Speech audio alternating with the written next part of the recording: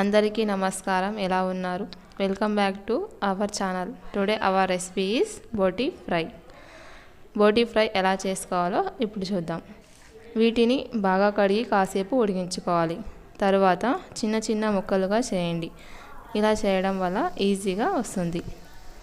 తర్వాత సన్నగా తరిగిన ఉల్లిగడ్డలు, కారం, పసుపు, ఉప్పు, కొంచెం కొత్తిమీర మసాలా, ఇలా చాలా సింపుల్గా చేసుకోవచ్చు. ఇది చాలా టేస్ట్గా ఉంటుంది.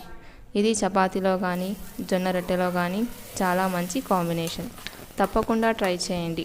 చాలా తక్కువ ఖర్చుతో మంచి టేస్టీ రెసిపీ తయారు చేసుకోవచ్చు. మీరు కూడా ఈ రెసిపీని తప్పకుండా ట్రై చేయండి.